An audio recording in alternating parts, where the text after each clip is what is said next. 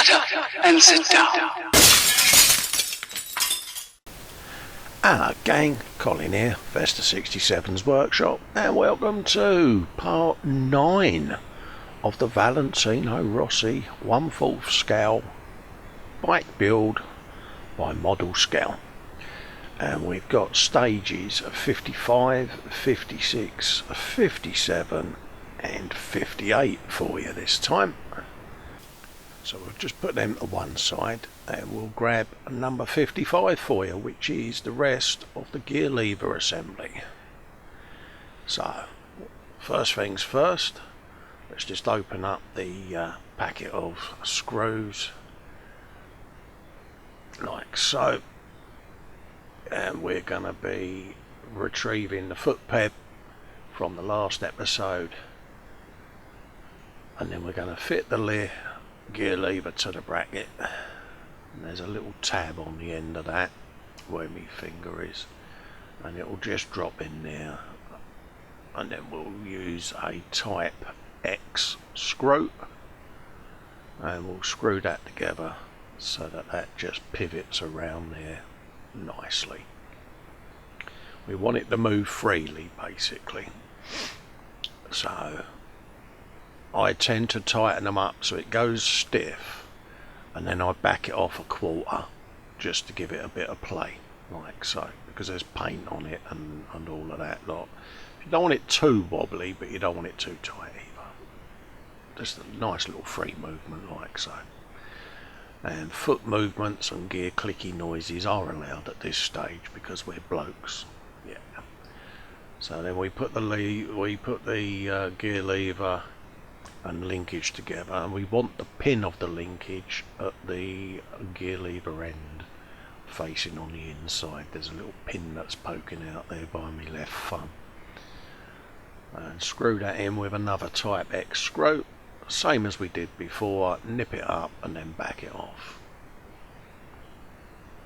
and that will give us a gear lever and linkage assembly that moves nice and neat like so. Clickety clickety click. Yeah. And then obviously there's the top plate that will go on. There's a couple of pins on the other side there that just locate inside the two stamped holes on the side of the metal there. Now they are a bit of a resistance fit, so you might just need to give them a tad of welly just to get them to bite in, and then just press it home, and there you go. There's that completed a little bit, and it's moving quite nicely. So I think we can get the Allen key out and bolt that to the frame. Now there's two holes in the frame there, one's there and one's just below it, so I'm just gonna use my left hand there just to hold this in place, just to get an 1/8 of a turn on there, and then that will let me just rest the bottom one in then, so that we can start screwing them home. And there are a couple of type K Allen screws that are holding this onto the frame, same as the other side there. And again, once I've got them started, I can then get another Allen key out to really give them a bit of welly and get them home. So we'll tighten them up. And I must admit, this old motorbike is beginning to really take shape, isn't it? I think so anyway. And I'm quite impressed with how it's coming along, to be honest with you.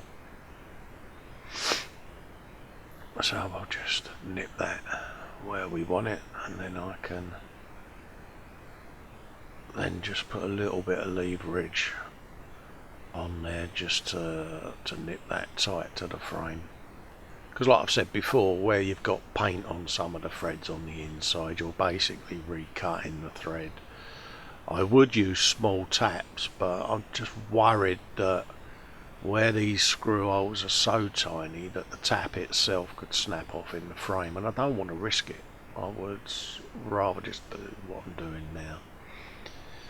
So we grab this long tube that's poking out, and that will then go on to the pin on the other side of this gear linkage, like so.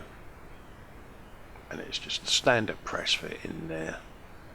I'll just leave the pipe dangling, doing its thing, like so. And then the linkage will rest on a little locating pin on the side of the engine there. And again, you just put that in with a tight G screw, which is in the packet there. And again, just screw that home. And that just literally screws into that little arm on the side of the engine there. You'll see it as soon as you see it. It's a little black linkage that attaches there, and it just sits there like so. Screw that in and then nip it up, just back it off a tad, and then check that your linkage moves, because the linkage you're connecting it to connects to the little tiny switch that you fitted in the engine when you was assembling the bottom of the engine there, and it just makes a little clicky noise.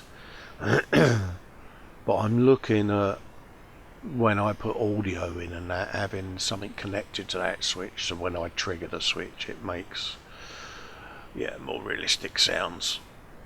So we're going on now to stage number 56, which is the Airbox duct. And you just press in the two halves together on the 3 pins that are in there,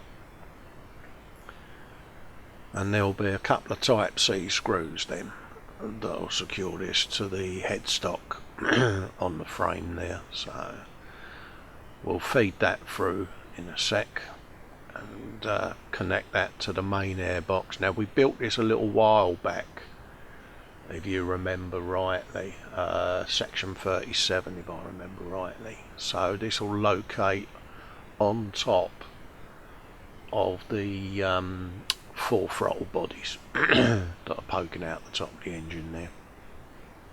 So you might need to move a few of your cables, as I've done, but where you've got the little 4 black throttle bodies poking up there, they go into the base of the air duct, or the airbox even, and then there's 2 locating pins that all click into the frame, and it is literally feed the front nozzle through and then just press it home. And then what I did is I popped the top cover off just so that I could put a bit of pressure on it. So just pop your top cover on, flick the 2 retaining clips around that hold it in place, like so, and that's that. And then we can feed through then from the front of the headstock the duct that we've just made, like that.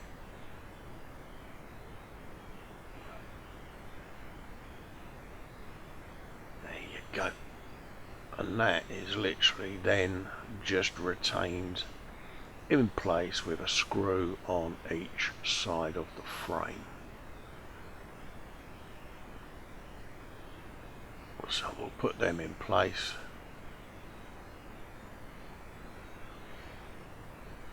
Like that.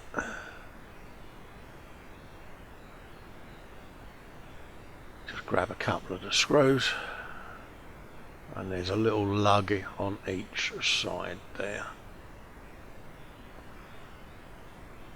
So a little bit of a fiddle to get the screws in, but just turn the frame until you're happy that you can reach it, and then just rest them in place with your Allen key there, and just give them a bit of a turnage. You might need a longer Allen key, Cole, so yeah, we'll notice that in a sec when it comes to tightening it up.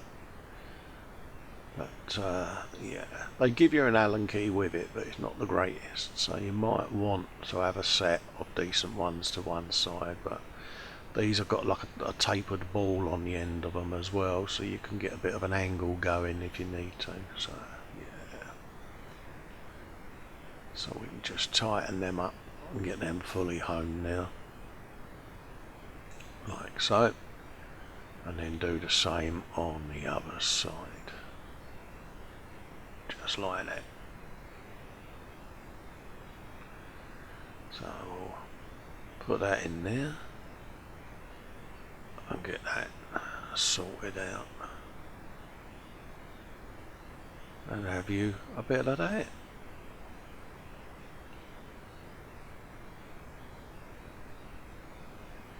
Just get that fully home, and that is that stage completed. Have you a bit of that? It is looking mint, isn't it? Yeah, I'll have that. I think we'll go for stage 57 now, which is the subframe fair lead connector, a 40mm and a 165mm tube. So we're going to locate the connector on the side of the frame now, and there's a big and a small hole that holds that in, so it can only go in one way. And then you want to have this so that the shorter end, or the end with the opposite the blue end, has the small tube, and the blue end is the long tube, like so. You'll see by the picture in your instructions which way it goes, and the tubes just press onto the end of it like so, and we're going to want to feed that through the silver connector on the subframe in a moment. But it forms a little snaky S shape, so you might need to trim the pipe down. I don't know, I'll fit it and see what we think, and if it looks too long I'll probably cut it with the nippers to get it to sit where it needs to on the frame. But when you see your instructions you'll see what I mean. It's quite a tight little S-shaped loop it forms near its connecting pin, so I have a feeling I'll probably end up shortening the tube, to be honest with you. They do give you a lot more than you need. So and it hangs freely over the side of the block there, so yeah, it is a bit finagly. And then the other end goes through the connector on the side of the frame like so. So we want to just rest that in, but yeah, round about there is where it needs to sit. So we might shorten that coal because that is a bit too long now.